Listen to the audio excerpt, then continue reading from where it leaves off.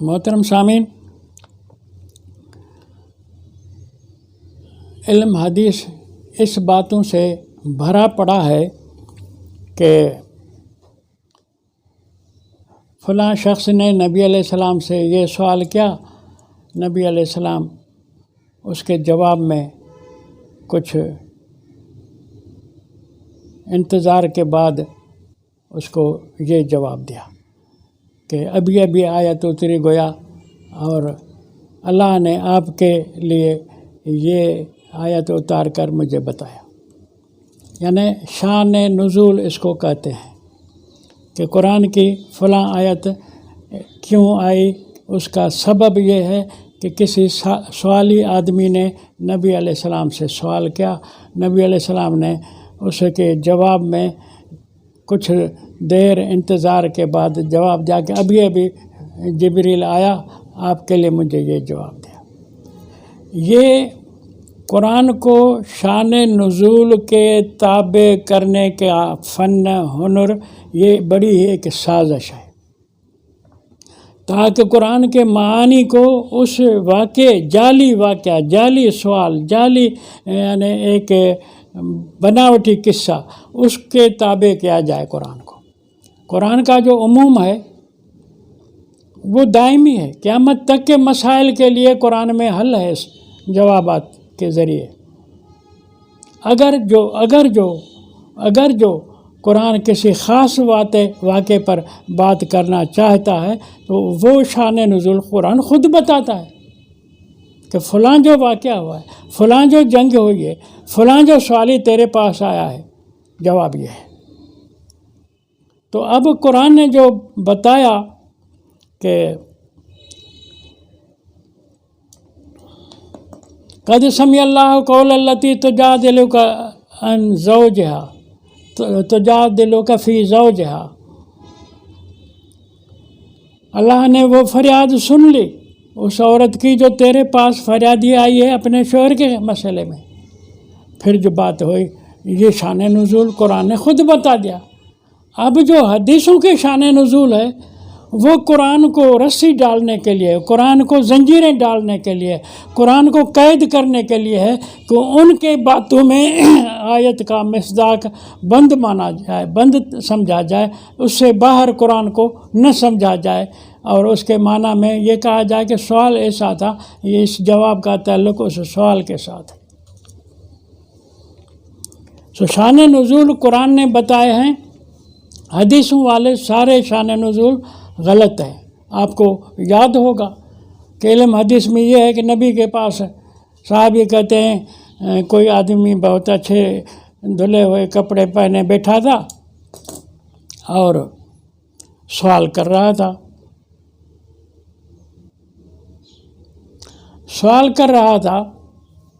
ये सवाल क्या, और तायद भी करता था। नबी जवाब दे तो कहा ये आपने सच कहा, सही कहा। हम हैरान हुए कि सवाल करता है फिर नबी के जवाब पर नबी की तस्दीक भी करता है, ये कैसा आदमी है। कई सवाल करके वो चला गया। तो हमने नबी अलैहिस्सलाम से पूछा कि ये आदमी कैसा था जो ऐसे सवाल भी करता था और कहता था कि सदक तो ने सही जवाब दिया। तो कहा ये जिब्रील आया था, युअल्लिमुकुम दीनकुम, तुम्हें दीन सिखाने आया था कि तुम सवाल कैसे करो मुझसे, और सवाल करने का इल्म ढंग तरीका तुम्हें सिखाने के लिए वो अपने सवाल करता था और उस सवालों में नमाज गले में पड़ गई। जिब्रील भी इस शक्ल में नहीं आ सकता, ये झूठी हदीसें हैं और वो जिब्रील के सवाल भी ऐसे हैं जैसे ये नमाज अभी तक भुगत रहे हैं।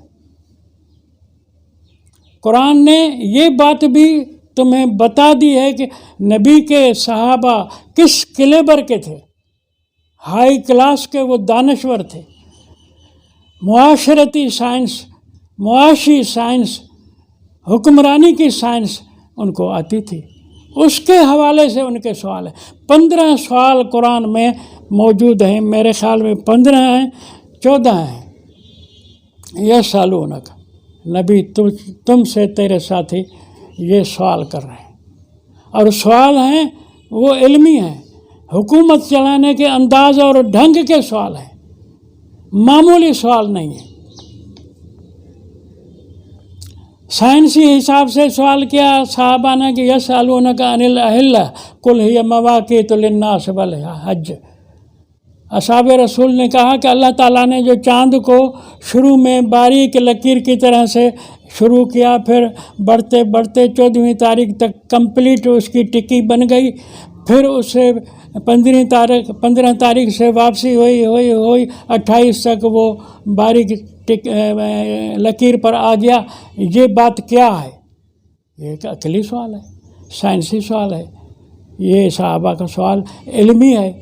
اس میں جواب تو آ گیا کہ اللہ نے قمری مہینوں کی تاریخیں سیٹ کرنے کے لیے چاند کو تمہیں اس طرح سے دکھایا ہے کہ چاند کو تم دیکھتے ہی سمجھ جاؤ کہ یہ فلاں تاریخ کا چاند ہے۔ تو اس سے تم پیشیں دینا، پروگرام دینا، وقت دینا سمجھ جاؤ، کیونکہ ڈائریاں کم ہوں گی، نہیں بھی ہوں گی، چاند دیکھ کے تاریخ بتا دی۔ اب تو ہم ڈائری کھولتے ہیں نا۔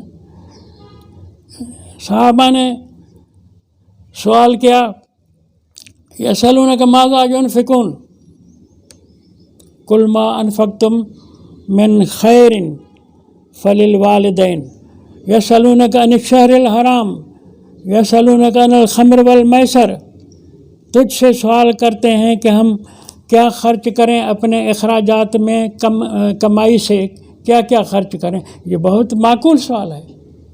آدمی کماتا ہے، نظریاتی ہے، فکری ہے، اس کو اپنے لیڈر سے پوچھنا ہے کہ میں پیسے کما کر آیا ہوں، اس میں کیا کیا خرچ کرنے ہیں مجھے۔ تو قرآن جواب دیتا ہے والدین کے لیے خرچ کرو، اور جو تمہارے لیے خیر کی باتیں ہیں، کام ہیں، ان کے اندر کم خرچ کرو۔ خمر اور یسألونک عن الشہر الحرام، مہینے 4 جو قرآن نے کہا ہے کہ الحج اشہر 4 مہینے حرام ہیں، مہینے 12 مہینوں میں 4 مہینے حرام ہیں، ان میں جنگ نہیں کی جا سکتی۔ وہ کیسے ہیں، کیوں ہیں، اس کے بارے میں یہ سیاسی سوال ہے، لوگوں کو پتہ ہی نہیں ہے۔ اشہر حرم کے آج تک ان حدیثوں نے بہکایا ہوا ہے کہ رجب اور شوال، ذوالقعدہ، ذوالحج، نہ منہ نہ پیر، یعنی الٹے 4 مہینے علم حدیث نے بتا دیے۔ شہر الحرام یہ ہے کہ بادشاہ جب فیصلے کرے گا قوموں کے لڑائی کے، سیز فائر کے لیے، امن کے لیے، کہے گا کہ اب 4 مہینے تم جاؤ اپنے علاقوں میں، فائرنگ بند رکھو، تم پر لڑائی کرنا آپس میں حرام ہے۔ اب وہ 4 مہینے ان کی گنتی بادشاہ کے فیصلے کے دوسرے دن سے شروع ہوگی، جب جا کے 4 پورے ہوں۔ تو یہ قرآن نے جو حدیث کی طرح، بخاری کی طرح مہینوں کے نام نہیں لیے، اسی لیے نہیں لیے کہ حج کبھی بھی ہو سکتا ہے۔ انہوں نے جو کہہ رکھا ہے کہ ذوالحج میں حج ہے، یہ بھی خرافاتی جواب ہے۔ حج تو یہ ہے کہ ابراہیم علیہ السلام کو ہے حکم کہ اذن فی الناس بالحج، لوگوں میں اذن، میں نے اس کا ترجمہ ایک لیکچر میں دے رہا تھا ڈیرہ غازی خان میں، کہ اذن کی معنی یہاں ہے کہ نوٹیفیکیشن نکالو حج کے لیے۔ تو کوئی نوجوان اٹھ کر کے کہا کہ یہ تو کوئی جاہل بیٹھا ہے ادھر، نوٹیفیکیشن کہاں قرآن میں نوٹیفیکیشن کا لفظ اس نے کا استعمال کیا ہے۔ اذن کی معنی بھی میں چیلنج کرتا ہوں مولوی کو کہ تم نے مسجد کی اذان جو بنائی ہوئی ہے، نکالو قرآن سے خبر لگے تمہیں۔ قرآن میں یہ اذان کا ذکر ہے ہی نہیں۔ جو سورۃ توبہ میں ہے اذان من اللہ و رسولہ الی الناس یوم الحج الاکبر، تو اذان وہ بھی نوٹیفیکیشن ہے۔ حج اکبر کی معنی یہ ہے کہ جیسے اقوام متحدہ اپنا نوٹیفیکیشن نکالتی ہے کہ 3 ماہ 4 ماہ 6 ماہ یہ سیشن چلے گا، دنیا بھر کے فیصلے نمٹائے جائیں گے۔ تو اذان یہ نوٹیفیکیشن کی معنی ہے، اس کے اندر قانون کا تصور موجود ہے۔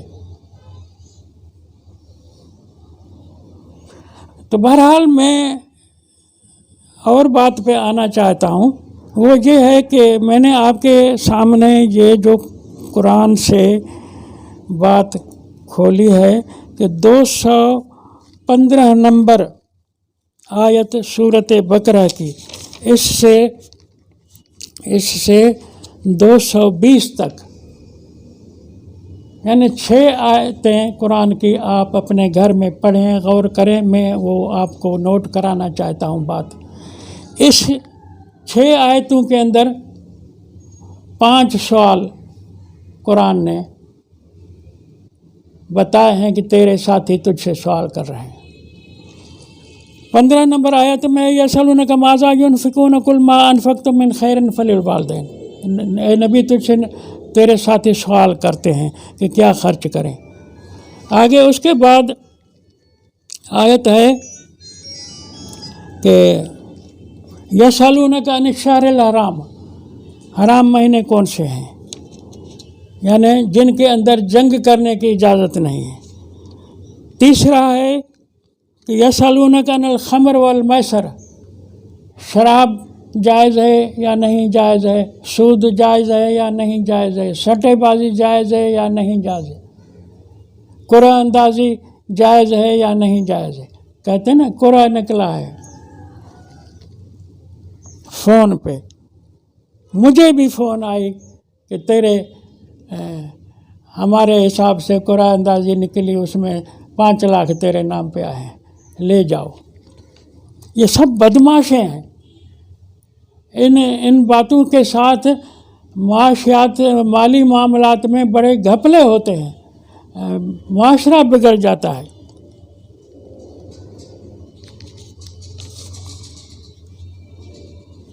پانچواں یسألونک عن الیتامی، معاشرے کے اندر یتیم بے سہارا لوگ ہیں، ان کے بارے میں ہمیں کیا۔ یہ سب سیاسی سوال ہیں، سب سائنسی سوال ہیں۔ یہ صحابہ کے سوالات کوئی معمولی بات نہیں، قرآن نے ان کو خود ذکر کیا ہے۔ میں نے کہا 14 سوال قرآن نے بتائے۔ اب جتنے بھی حدیثوں میں سوال ہیں وہ بوگس، جعلی اور من گھڑت ہیں۔ ہاں پھر بھی میں بتاؤں کہ یہ بات میں نے آپ کے سامنے لائی کیوں۔ قرآن چور پکڑ کے آپ کو دیتا ہے، قرآن کی چوری پکڑنا، چور کو پکڑ کے آپ کے سامنے کرنا، یہ بڑا کمال ہے۔ اور یہ کمال بھی اس لیے ہے کہ تم لوگ ہوشیار رہو، تمہاری کتاب میں چوری ہو رہی ہے، اس کو بچانے کے لیے آنکھیں کھول کے اس کتاب کو پڑھو۔ وہ چوری یہ ہے کہ اللہ تعالیٰ نے فرمایا کہ انا نحن نزلنا الذکر وانا لہ لحافظون، ہم نے قرآن کو نازل کیا، ہم اس کی حفاظت کرنے والے ہیں۔ اب اللہ تعالیٰ نے یہ تو ذمہ اٹھایا کہ میں قرآن کے متن کو بچاؤں گا، ٹیکسٹ کو بچاؤں گا، اس کی ذمہ داری میری ہے۔ اب چوروں نے بڑے ہیلے کیے کہ ٹیکسٹ میں گھپلا کریں جو وہ نہ کر سکے۔ اب پھر قرأت کا فن نکالا کہ قرأت کے ذریعے سے پڑھت کے اندر انداز قرأت میں حروف بڑھا دیں، یہ بھی ایک چوری ہوگی۔ مالک یوم الدین کو ملک یوم الدین کا ہو۔ مالک کی معنی ہولی سولی کسی چیز کا مالک ہو جانا، ملک کی معنی ہے بادشاہ۔ تو بادشاہ جو ہے وہ گورنمنٹ کے اندر عہدہ ہے جوابداری کا، اس کے اتنے پاور نہیں ہوتے۔ بادشاہ پارلیمنٹ کا جوابدار ہوتا ہے، رعیت کا، دربار کا، اس سے سوال کیے جا سکتے ہیں۔ مالک اور چیز ہے، آپ کسی چیز کے مالک ہیں، آپ کو ہر قسم کا تصرف کرنا اس میں اس کے اختیار ہیں۔ تو چوری ایک بہت خاص ہے جو قرآن نے آپ کو اس میں بتائی ہے۔ اللہ نے فرمایا کہ سورۃ ہجر نمبر 15، وَقُلْ إِنِّي أَنَا النَّذِيرُ الْمُبِينُ كَمَا أَنزَلْنَا عَلَى الْمُقْتَسِمِينَ الَّذِينَ جَعَلُوا الْقُرْآنَ عِضِينَ فَوَرَبِّكَ لَنَسْأَلَنَّهُمْ أَجْمَعِينَ۔ اب قرآن بتا رہا ہے کہ اے نبی بتاؤ لوگوں کو کہ میری ڈیوٹی ہے کہ میں تمہیں کھلی کھلی باتوں سے کے ذریعے ڈراؤں۔ کیوں ڈرانا؟ ہر نبی نذیر بھی ہوتا ہے، بشیر بھی ہوتا ہے، خوشخبری دینے والا بھی ہوتا ہے، ڈرانے والا بھی ہوتا ہے۔ کما انزلنا علی المقتسمین، جس طرح کہ یہ کتاب، یہ علم وحی ہم نے نازل کیا ہے مقتسمین، جو ٹکڑے ٹکڑے کرنے والے، قسم قسم بنانے والے، سبجیکٹ وائز کوشش کرنا کہ قرآن کو، علم وحی کو بگاڑیں، کوئی ٹکڑا ادھر کوئی ادھر کوئی ادھر کریں۔ ان کے لیے قرآن کہتا ہے کہ یہ منافق ایسے ہیں الذین جعلوا القرآن عضین، انہوں نے قرآن کو جیسے کہ چبایا ہوا ہے، دانتوں سے کاٹ کاٹ کے اسے علیحدہ کرنے کے ہیلے کیے ہیں۔ یہ قرآن نے آپ کو چوری بتائی کہ اس طرح سے میری حفاظت ہے کہ انا نحن نزلنا الذکر وانا لہ لحافظون، ہم قرآن کو نازل کرتے ہیں، اسے بچائیں گے۔ لیکن یہ بات بھی ہوگی کہ الذین جعلوا القرآن عضین، اس کو ٹکڑے کرنے کے لیے چبا چبا کے کاٹ دیں گے۔ قرآن میں انہوں نے جو کٹوتی کی ہے، متن کو کھا نہیں سکے، البتہ ایک آیت سے 2 آیت بنا دی، ایک آیت سے 3 آیت بنا دی، تاکہ پڑھنے والا مفہوم کو آیت میں بند تصور کر کے مفہوم کا دوسرا حصہ اس کے ساتھ لاگو نہ کرے اور اس سے اپنا مقصد، غلط مقصد نکالنا چاہے۔ میرے خیال میں آپ یہ بات میری سمجھتے ہوں گے کہ کاٹنے والوں کی نیت کہ ایک آیت کو 2 آیت کیوں کریں، 2 کو 3 کریں۔ اب اس کا میں مثال دیتا ہوں۔ یہ ہے یسألونک والے بحث کے اندر، یہاں 5 آیتوں میں 5 بار یسألونک کا لفظ آیا ہے۔ تو جو آیت 219 کی ہے، یسألونک ماذا ینفقون قل العفو، نبی تجھ سے سوال کر رہے ہیں کہ ہم اپنی کمائی سے کیا خرچ کریں، تو کہہ دو کہ بچت مال خرچ کر دو۔ کذالک یبین اللہ لکم، کذالک یبین اللہ لکم الآیات لعلکم تتفکرون، اللہ اس طرح کھول کھول کے تمہارے لیے آیتیں پیش کرتا ہے، بیان کرتا ہے، لعلکم تتفکرون۔ اس پر بریک لگا دی۔ یہ جو قرآن کے اندر آیتوں کے گول بنائے ہیں، دائرے بنائے ہیں، حالانکہ آیت آگے چل رہی ہے۔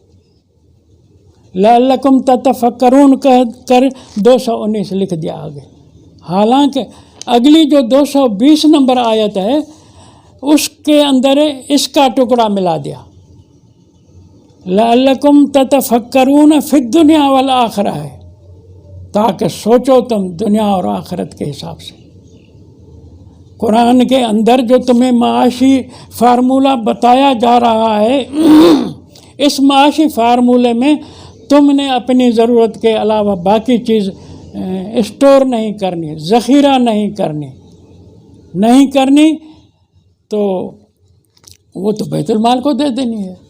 تو اس کو قرآن نے کہا لعلکم تتفکرون فی الدنیا والآخرہ، یہ فارمولہ میں دنیا کے لیے، آخرت کے لیے، دونوں کے لیے تمہیں بتا رہا ہوں، مالی معاشی۔ تو انہوں نے دنیا آخرت کاٹ دی۔ انہوں نے دیکھو یہاں 219 تتفکرون پر ہو گئی۔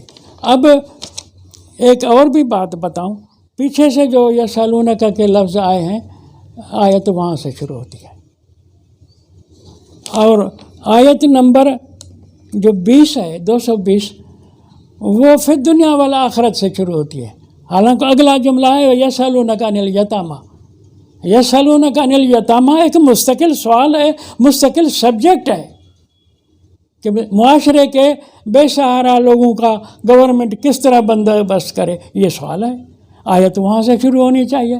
لیکن اب یہ شروع ہوتی ہے فی الدنیا والآخرہ یسالونک، مانا اگلی پچھلی یعنی آیت کا جملہ اس میں ملا کے کہا فی الدنیا والآخرۃ یسالونک عن الیتامی، یعنی یتامہ کے لیے سوال کر رہے ہیں۔ اگر ہم ترجمے میں فی الدنیا والآخرہ ملائیں تو پھر تو یہ کریں گے ترجمہ آپ کے دنیا اور آخرت میں یتامہ کو کیا کریں؟ بھائی دنیا کے لیے تو آپ کا سوال میں قبول کروں تو کروں، آخرت میں تم کون ہو؟ آخرت کا جہان تو اللہ تعالیٰ خود چلائے گا، تم وہاں یتامہ کے لیے آخرت میں فقہی مسئلہ قرآن سے کیوں پوچھ رہے ہو؟ جنت جہنم کا دور ہے وہ آخرت کا، اس دور کے لیے یہ جو ہے فی الدنیا والآخرہ یسالونک عن العطایا بے جوڑ گال لگتی ہے۔ تو بے جوڑ بات سے خود ایک قسم کی چوری ظاہر ہو گئی کہ چوروں نے یہ پرائی آیت، دوسری آیت پہلے والی آیت اس میں ملائی ہے، اور یہ فی الدنیا والآخرت کا جملہ 219 نمبر آیت کا تھا، ہے ابھی بھی ہے۔ میں آپ سے اپیل کروں گا کہ پڑھتے وقت اس 219 کو یتفکرون پر فل اسٹاپ نہ دیں، یتفکرون فی الدنیا والآخرت۔ یہ جو قرآن جواب دے رہا ہے تمہیں یسالونک ماذا ینفقون کا، یہ دنیا کے لیے بھی ہے تو آخرت کے لیے بھی ہے۔ یہ چوری قرآن نے تمہیں بتا دی، لیکن کس طرح بتائی وہ تو بتا دی تھی آپ کو سورۃ ہجر کی آیت نمبر 91 میں کہ الذین جعلوا القرآن عضین، قرآن کو ٹکڑے کر دے، چبا دیا، ایک آیت کا ٹکڑا چبا کے دوسری آیت میں ڈال دیا۔ اب اس آیت کے رہنمائی سے یہ آپ چوری سمجھ سکتے ہیں۔ لیکن اب آئیں 215 نمبر آیت میں ہے یسالونک ماذا ینفقون، اس کے بعد 217 میں ہے یسالونک عن الشہر الحرام قتال فیہ، محرم حرام کردہ مہینوں میں لڑائی کے متعلق سوال کر رہے ہیں۔ تو یہ بیچ میں جو آیت ہے 216 اس کے اندر یسالونک کا جملہ نہیں ہے۔ اب 217 میں یہ مسئلہ ضرور ہے، اور 218 میں بھی یہ نہیں ہے مسئلہ، کہ یسالونک کا مسئلہ 218 میں بھی نہیں ہے اور 216 میں بھی نہیں ہے۔ 215 کے بعد 217 میں یہ سوال ہے یسالونک۔ تو اب یہ جو ماذا ینفقون معاشی مسئلہ ہے 215 کا، اور 217 کا موضوع تبدیل ہو گیا کہ ہم یہ مہینے حرام کے کون سے سمجھیں، کس طرح ان میں کام کرنا ہے، اس کے یہ دوسرے موضوع سے۔ اب اس کے بعد جو 219 اور 219 کا جو مسئلہ ہے یسالونک عن الخمر والمیسر، یہ اس کے موضوع کو ذہن میں رکھو کہ شراب اور سٹے بازی اور یہ جوا اور یہ باتیں اس کے لیے سوال کر رہے ہیں۔ تو اب اس کے بعد جو 220 ہے وہ ہے کہ معاشرے کے یتیموں کو کیا جائے. یہ ترتیب قرآن نے تھوڑی سی بدلی ہے جان بوجھ کر. کیوں بدلی ہے؟ تاکہ چوری جو کی گئی ہے چوروں کو نشان زد کرنے کے لیے. چوری یہ ہے کہ معاشرے کو کس طرح یتیموں کو ہم سنبھالیں، تو وہ آپ یسألونک سے شروع کریں گے. لیکن اس سے پہلے 220 نمبر آیت میں جملہ جو لایا ہے گیا ہے فی الدنیا والآخرت، اس پر تو آپ پریشان ہوں گے. پریشانی یہ ہوگی کہ اس کو اس آیت سے کس طرح ملا کے پڑھیں. بھئی دنیا اور آخرت میں یتیموں کا اگر مسئلہ ہے تو آخرت میں تو خدا جانے، اس کی مخلوق جانے. تو یہ ثابت ہوتا ہے اس ترتیبوں سے، کیونکہ 219 کے اندر جو مسئلہ ہے کہ معاشیات کیسے چلائیں، تو وہ آپ کو دنیا اور آخرت اس میں ملانا لازم ہوگا. تو پھر آپ لازماً 219 کے دائرے گول کو چھوڑ کر کے 220 کے پہلے جملے میں جائیں گے، یعنی فی الدنیا والآخرت کو 219 سے ملائیں گے. تو پھر یہ گول دائرہ کیوں بیچ میں آ گیا؟ یہ اس لیے آ گیا کہ چوروں سے آپ ہوشیار رہو. چوروں سے تم لوگ ہوشیار رہو. قرآن میں انہوں نے خیانت کی تھی، اور جو مفہوم ہے وہ تمہیں خود بتا رہا ہے. تو یہ بھی ایک انداز ہے قرآن کا، چور کی چوری پکڑنے اور ان کی نشاندہی کرنے کا. انداز یہ ہے کہ یہاں یسألونک جو لائے ہیں اس سے پہلے 3 بار، تو مسئلہ شروع ہی وہاں سے ہوتا ہے. مسئلہ شروع ہی ایک آیت جو ہے 215 وہ شروع ہی یسألونک سے ہوتی ہے، اور 217 شروع ہی یسألونک سے ہوتی ہے. پھر 219 جو ہے اس میں یسألونک 2 بار کہا گیا ہے. ایک ہی آیت میں یسألونک 2 بار کہا گیا ہے، اور وہ دونوں بار پہلے یسألونک الخمر والمیسر، شراب اور سٹے بازی سے، اسی آیت کے اندر یسألونک ماذا ينفقون، کیا کچھ خرچ کرنا ہے، وہ بھی اسی آیت کے اندر. تو اس آیت کی چوری ہونی تھی. اللہ کو پتہ تھا کہ اس میں یہ سرمایہ داروں کے ایجنٹ اس میں کہیں چیز ڈالیں گے، اس وجہ سے اللہ نے یہ معاشی سوال 2 سوال ایک آیت میں لائے. پھر جو دوسرا حصہ تھا کہ یسألونک ماذا ينفقون، اس کے اندر جو تنبیہ اور اطلاع کرنی تھی اللہ نے کہ آپ نے یہ فارمولہ جو ہے خرچ کرنے کا دنیا آخرت دونوں میں اپنے اوپر لاگو سمجھنا ہے. تو اللہ نے تو کر دیا، لیکن چوروں نے گول دائرہ ڈال کے تتفکرون پر اس کو جدا کر دیا. تو اللہ نے جو انڈیکیشن دیا تھا، سگنل دیا تھا آپ کو کہ یہاں سوچو کہ یہ فی الدنیا والآخرت اسی سے ملتا ہے، یہ 220 آیت سے نہیں ملتا. تو یہ اطلاع قرآن نے دی ہے. میں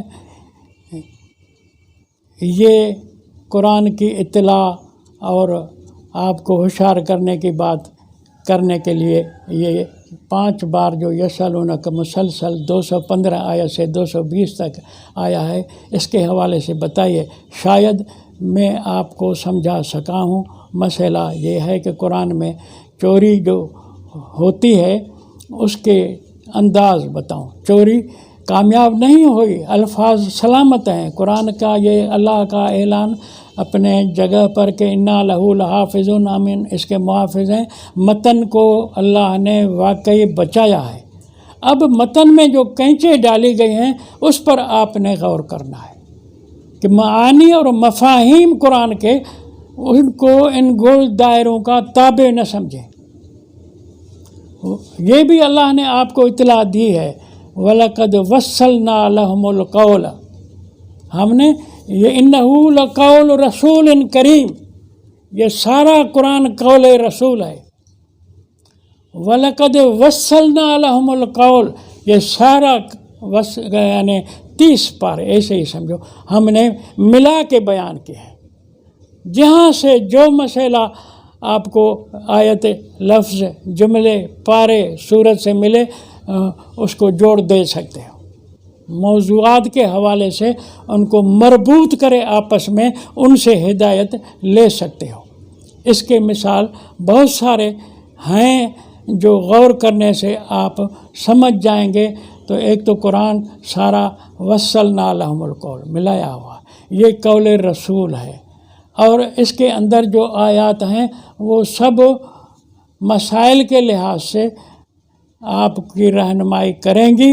ان کے اندر اگر 2 3 ایک آیت سے ٹکڑے کیے گئے ہیں تو وہاں ذرا ہوشیاری سے پڑھیں، موضوع اور سبجیکٹ کو ملا کر کے معنی مفہوم نکالیں، آیتوں کے گول دائرے پر پریشان نہ ہو۔